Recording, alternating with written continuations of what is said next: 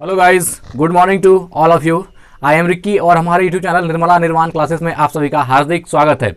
तो जैसा कि लुसेंट टॉपिक चल रहा था, हिस्ट्री हम लोग देख रहे थे, तो इसके पहले जो है महाजनपदों का उदय चैप्टर नंबर 5 हम लोग देख चुके थे, जिसमें कि महाजनपद जो है अंग जनपद बाकी वगैरह उसकी राजधानी चंपा ये सब देख चुके थे हम लोग। और बच्ची आज जो है देखिए चैप्टर नंबर 6 है जैन धर्म, और आज स्टार्ट करेंगे जैन धर्म। तो आप जानते हैं कि हर दिन हम आते हैं लुसेंट का टॉपिक लेकर के और उसी को हम आगे सॉल्व करते हैं, ताकि जो बच्चे लुसेंट से ज्ञान लेना चाहते हैं वो सीधा मेरा चैनल देख सकते हैं और उनको डायरेक्ट लाभ होगा, सीधा देख सकते हैं। तो आइए स्टार्ट करते हैं। बहुत लंबी वीडियो भी नहीं रहती है, छोटी छोटी वीडियो रहती है, आराम से आप देख सकते हैं। ठीक है, तो बिना लेट के स्टार्ट करते हैं। आइए जैन धर्म स्टार्ट करते हैं। क्या है देखिए, तो जैन धर्म के संस्थापक एवं तीर्थंकर ऋषभदेव थे, है ना। जैन धर्म के संस्थापक क्या है? जैन धर्म के संस्थापक एवं तीर्थंकर कौन थे? जैन धर्म के संस्थापक भी और तीर्थंकर भी कौन थे? ऋषभदेव थे। ठीक है ना। तो जैन धर्म के संस्थापक और तीर्थंकर कौन थे? ऋषभदेव। और देखिए ये क्वेश्चन हो गया कि देखिए इसमें भी बहुत कंफ्यूजन होता है कि संस्थापक कौन है और तीर्थंकर। तो जैन धर्म के संस्थापक भी ऋषभदेव हैं और तीर्थंकर भी कौन है? ऋषभदेव है। ठीक है। और देखिए जैन धर्म के 23वें तीर्थंकर पार्श्वनाथ थे। जैन धर्म के जो 23वें तीर्थंकर थे वो कौन थे? पार्श्वनाथ थे, जो काशी के इक्ष्वाकु वंशीय राजा अश्वसेन के पुत्र थे। तो राजा अश्वसेन जो इक्ष्वाकु वंशीय थे, राजा अश्वसेन इक्ष्वाकु वंशीय थे और ये काशी नरेश थे, और इनका पुत्र कौन था? पार्श्वनाथ, है ना। और पार्श्वनाथ जो है जैन धर्म का 23वां तीर्थंकर थे। हम बता देना चाहेंगे कि कल जो एग्जाम हुआ है बिहार एसएससी का, कल मतलब कितना तारीख? कल जो शुक्रवार को जो एग्जाम हुई है बिहार एसएससी का, ये पहला क्वेश्चन जो है जैन धर्म के संस्थापक एवं तीर्थंकर ऋषभदेव पूछा गया है, और जो स्टूडेंट एग्जाम देकर के आए बता रहे थे। तो इसलिए देखिए एक एक पॉइंट इसमें इंपॉर्टेंट है। अगर आप ढंग से देखते हैं और 2 बार अगर वीडियो को देखते हैं तो आपको याद हो जाएगा 100%। ठीक है। तो जैन धर्म के 23वें तीर्थंकर पार्श्वनाथ थे। पार्श्वनाथ क्या थे? काशी के इक्ष्वाकु वंशीय राजा जो थे अश्वसेन, है ना। काशी के इक्ष्वाकु वंशीय राजा अश्वसेन के पुत्र थे कौन? पार्श्वनाथ, जो 23वें तीर्थंकर हुए जैन धर्म के। आगे बढ़ते हैं मित्र। पार्श्वनाथ के 30 वर्ष की अवस्था में, पार्श्वनाथ जब 30 वर्ष की हुए, 30 वर्ष की अवस्था में संन्यास जीवन को स्वीकारा। इनके द्वारा दी गई शिक्षा थी। तो पार्श्वनाथ की उम्र जब 30 साल हुई तो इन्होंने क्या किया? संन्यास ग्रहण किया। जैसा कि जानते हैं हिंदू रिलीजन में और भी रिलीजन में लाइफ को जो है 4 पार्ट में बांटा गया है। ब्रह्मचर्य, गृहस्थ, वानप्रस्थ और संन्यास, इन 4 चीजों में बांटा गया है। तो जो हम लोग आम जिंदगी जो जीते हैं, जो सन्यासी ने जो गृहस्थ जीवन जीते हैं, तो 25 साल तक पढ़ाई जो ब्रह्मचर्य का जीवन होता है, 25 साल गृहस्थ, 50 साल, 25 साल वानप्रस्थ और 25 साल लास्ट बुढ़ापा में संन्यास होता है, जो आम आदमी का लाइफ है। लेकिन इन्होंने जो है, तो जिनको ऐसे युवा जिनको कि हमारे धर्म में ये छूट होती है, जिनको जो जीवन जीना है वो जी सकता है। जो गृहस्थ जीना चाहता है तो वो 25 साल ब्रह्मचर्य के बाद शादी करता है, और जो संन्यास जीना चाहता है तो वो आजीवन अविवाहित रहकर सन्यासी जीवन व्यतीत करता है। तो ये जो है पार्श्वनाथ जो है 30 वर्ष की अवस्था में संन्यास जीवन को स्वीकारा इन्होंने, और इनके द्वारा दी गई शिक्षा थी। पार्श्वनाथ ने 30 साल में क्या किया? संन्यास ग्रहण किया। और इनके शिक्षा क्या कहते? हिंसा न करना, हिंसा न करना। एक बात हम कहना चाहेंगे, जैन धर्म का जो रीढ़ है, जो सबसे मूल है, वो है हिंसा। जैन धर्म हिंसा को कभी भी मान नहीं करता, कोई भी धर्म नहीं मान करता है, लेकिन जैन धर्म में ये बहुत ही अच्छी बात है, वो हिंसा कभी भी किसी भी सूरत पर नहीं करते हैं। आप देखेंगे उनका, वो अगर नागा बाबा जो आते हैं वो दिगंबर जो है, और जैन धर्म में 2 पार्ट में, दिगंबर श्वेतांबर। जो दिशाओं को अपना वश समझ के नंगा घूमता है वो दिगंबर है, और जो श्वेत वस्त्र धारण करके जीवन यापन करता है वो श्वेतांबर है। तो दिगंबर को आप देखिएगा, वो जो कहीं बैठते भी हैं तो मोर का पंख टूटा हुआ जो गिरता है उसको चुन करके रखता है, उससे झाड़ू मार करके तब बैठता है, कोई जीव जंतु को हमसे कोई तकलीफ नहीं हो। आप देखेंगे वो मुंह पे एक मास्क टाइप का हमेशा पहने रहते हैं, ताकि उनके बोलने से जो वातावरण में जो जीव जंतु है उनको कोई नुकसान न हो। तो हिंसा जो है जैन धर्म का बहुत ही मूल चीज है। तो पार्श्वनाथ ने 30 साल की अवस्था में संन्यास ग्रहण किया, और उनका शिक्षा क्या था? हिंसा न करना। दूसरा है सदा सत्य बोलो, है ना। सदा सत्यं वदति, सदा सत्य बोलना। और तीसरा है चोरी न करना। क्या है? चोरी न करना। तथा चौथा है संपत्ति न रखना।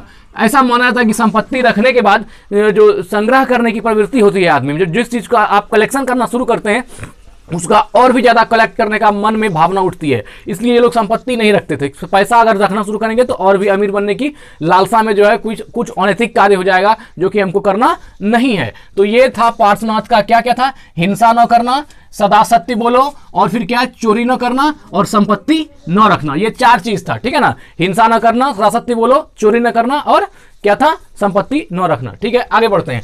महावीर स्वामी जैन धर्म के 24वें एवं अंतिम तीर्थंकर हुए। ये क्वेश्चन बहुत इंपॉर्टेंट है, बहुत बार पूछा गया है।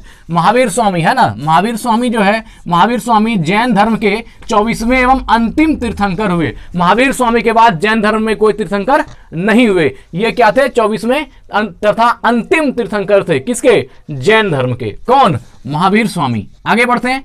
महावीर स्वामी का जन्म 540 ईसा पूर्व में कुंडग्राम वैशाली में हुआ था। देखिए इसको इसमें ऑब्जेक्टिव बहुत अच्छा है। महावीर स्वामी का जन्म कब हुआ था, 540 ईसा पूर्व में। महावीर स्वामी का जन्म कब हुआ था, 540 ईसा पूर्व में। और कहां हुआ था, कुंडग्राम में। कहां हुआ था, कुंडग्राम में। और कुंडग्राम जो कि वैशाली में हुआ था। तो महावीर का जन्म 540 ईसा पूर्व में कुंडग्राम वैशाली में हुआ था। इसका क्वेश्चन बहुत पूछा गया है। अब आगे बढ़ते हैं। महावीर के पिता, महावीर के पिता कौन थे, सिद्धार्थ। महावीर के पिता सिद्धार्थ ज्ञात्रिक कुल, है ना, ज्ञात्रिक कुल के सरदार थे। तो यहां पर भी आपसे क्वेश्चन हो सकता है कि महावीर के पिता किस कुल के थे। जैसे कि महात्मा बुद्ध के पिता शाक्य कुल के थे, ऐसा पूछा जाता है। तो यहां जो है महावीर के पिता सिद्धार्थ जो है ज्ञात्रिक, ज्ञो में आकर तो अमेरिका को, ज्ञात्रिक कुल के सरदार थे। इनकी माता का नाम क्या था, त्रिशला, लिच्छवी राजा चेटक की बहन थी। ये जो चेटक की बहन थी, कौन, त्रिशला। त्रिशला जो है महावीर स्वामी की जो माँ हुई त्रिशला। और ये जो सरदार थे महावीर के पिता जो है ज्ञात्रिक कुल के सरदार थे। और उनकी माता त्रिशला जो थी वो लिच्छवी राजा चेटक की बहन थी। लिच्छवी का एक नाम सुना है आपने। लिच्छवी का जो है राजा कौन थे, चेटक। और चेटक की बहन थी त्रिशला। ठीक है, मतलब कि सिद्धार्थ का मामा आप कह सकते हैं, कौन हो गया, चेटक। आगे देखते हैं, महावीर का मामा कौन हो गया, चेटक। ठीक है ना, आगे बढ़ते हैं। महावीर की पत्नी का नाम यशोदा था। महावीर की पत्नी का नाम क्या था, यशोदा। यहां भी याद रखिएगा, यशोदा। और बुद्ध की पत्नी का नाम यशोधरा। तो महावीर की पत्नी का नाम यशोदा एवं पुत्री का नाम क्या था, अनोजा। अनोजा प्रियदर्शनी था। तो यह भी क्वेश्चन इंपॉर्टेंट है कि महावीर के पुत्री का नाम क्या था, अनोजा। अनोजा प्रियदर्शनी। अनोजा प्रियदर्शनी ये महावीर स्वामी की पुत्री थी, महावीर जी की पुत्री। और महावीर जी की पत्नी का नाम क्या था, यशोदा। ठीक है ना, तो पत्नी का नाम यशोदा और पुत्री का नाम क्या था, अनोजा प्रियदर्शनी था। आगे देखते हैं। महावीर के बचपन का नाम वर्धमान था। महावीर जी के बचपन का नाम क्या था, वर्धमान। महावीर जी के बचपन का नाम वर्धमान था। इन्होंने 30 वर्ष की आयु में, महावीर स्वामी ने भी 30 वर्ष की आयु में माता पिता की मृत्यु के बाद अपने बड़े भाई नंदीवर्धन से, है ना, माता पिता का इनका देहांत हो गया था। महावीर स्वामी का 30 वर्ष की आयु में ही हो सकता है इनके माता पिता का देहांत हो गया होगा। उनके बाद जो है इनके बड़े भाई नंदीवर्धन से अनुमति लेकर संन्यास जीवन को स्वीकारा था। किसने, महावीर स्वामी ने। तो महावीर जी के पत्नी का नाम क्या हो गया, यशोदा। और पुत्री का नाम क्या हो गया, तो इनके पुत्री का नाम हो गया अनोजा। अनोजा प्रियदर्शनी।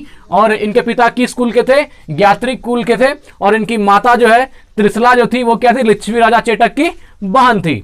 और आगे बढ़ते हैं। हाँ, इनके बड़े भाई का क्या नाम था, नंदीवर्धन, जिसकी अनुमति से इन्होंने संन्यास ग्रहण किया। ठीक है, आगे बढ़ते हैं। 12 वर्षों की कठिन तपस्या के बाद महावीर स्वामी ने 12 वर्ष तक कठिन तपस्या की। 12 वर्षों की कठिन तपस्या के बाद महावीर को जृंभिक के समीप ऋजुपालिका नदी के तट पर साल वृक्ष के नीचे तपस्या करते हुए संपूर्ण ज्ञान का बोध हुआ। इसी समय से महावीर जीन, जिसका अर्थ होता है विजेता, आरहत मतलब पूज्य, और निर्ग्रंथ अर्थात बंधनहीन कहलाए।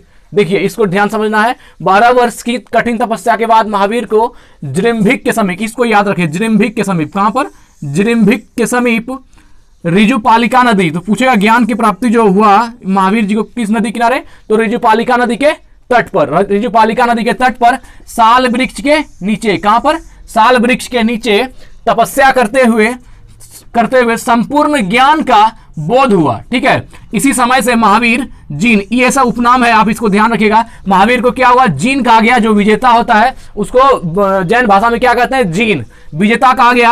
आरहत, आरहत का अर्थ होता है पूज्य, जो पूजने योग्य है उन्हें पूज्य। तो क्या क्या कहा, एक हो गया जीन, एक हो गया आरहत, और तीसरा है निर्ग्रंथ। निर्ग्रंथ अर्थात बंधनहीन, जिसको बौद्ध धर्म में निर्वाण कहते हैं, जैन धर्म में निर्ग्रंथ कहते हैं। तो निर्ग्रंथ का अर्थ क्या हुआ? बंधनहीन कहलाए। तो महावीर तीन चीज, महावीर जब ज्ञान की प्राप्ति हुई कहाँ? जृंभिका के निकट ऋजुपालिका नदी के तट पर साल वृक्ष के नीचे जब महावीर को ज्ञान का प्राप्ति हुआ तो उनको क्या बोला गया? जीन बोला गया, अरहत बोला गया और निर्ग्रंथ बोला गया। आगे बढ़ते हैं, ये सब बहुत इंपॉर्टेंट है, आप ध्यान से देखिए इसको। महावीर ने अपना उपदेश प्राकृत अर्थात प्रकृतित अर्धमागधी भाषा में दिया। ये भी अच्छा है। तो क्या है? महावीर ने अपना उपदेश, महावीर ने जो अपना उपदेश दिया वो किस भाषा में दिया? तो वो दिया है अर्धमागधी भाषा में। किसमें?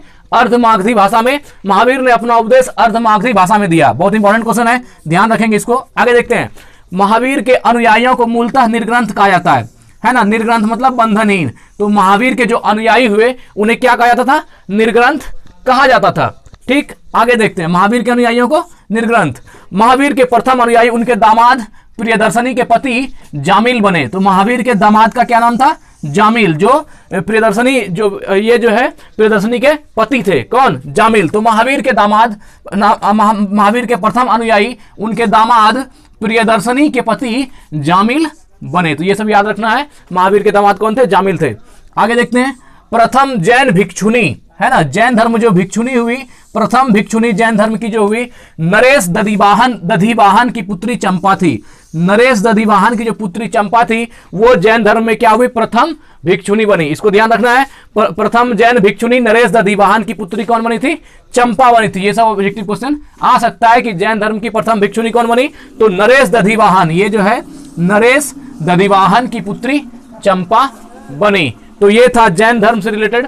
और एक बात बता देना चाहेंगे कि हम इस मेरा चैनल पर निर्मला निर्वाण क्लासेस पर स्टोरी भी पोस्ट करते थे और जो है क्लास वाइज भी पोस्ट करते थे। लेकिन कुछ ऐसे भी मित्र हैं जिनको हमारा क्लास पसंद नहीं है, उनको स्टोरी पसंद है। तो उसके लिए जब आप मेरे चैनल में जाएंगे तो आपको यहाँ पर चैनल के उसमें आएगा, इंटरफेस में आप देखेंगे यहाँ लिखा होगा वीडियो, ठीक है, और वीडियो के बाद ऐसे होगा बना हुआ, फिर यहाँ पर आएगा चैनल, यहाँ पर चैनल लिखा होगा और यहाँ पर लास्ट में होगा अबाउट। तो आप जब चैनल में घुसेंगे तो यहाँ पर आपको एक और चैनल मिलेगा जिसका नाम है सारंग रिक्की, है ना, सारंग रिक्की। उसको सब्सक्राइब कर लीजिएगा। तो जिस आदमी को हमारा कहानी पसंद है, क्लास नहीं, तो वो सारंग रिक्की चैनल को सब्सक्राइब कर लीजिए। वहां पर आपको सिर्फ स्टोरी मिलेगी, कोई क्लास नहीं मिलेगा। और निर्मला निर्वाण क्लासेस पे तो हमारा क्लास रहेगा ही। तो ये ऑप्शन ध्यान रखना है आपको। इसमें लिखा होगा वीडियो और फिर रहता है कुछ और फिर चैनल रहता है। तो इस तरह यहाँ प्लेलिस्ट रहता है, वीडियो, प्लेलिस्ट और चैनल। तो आपको चैनल में जाकर के इसी चैनल में एक चैनल और मिल जाएगा, उसको सब्सक्राइब करना है। धन्यवाद। स्वस्थ रहें, मस्त रहें, वृद्ध जनों की सेवा करें। धन्यवाद।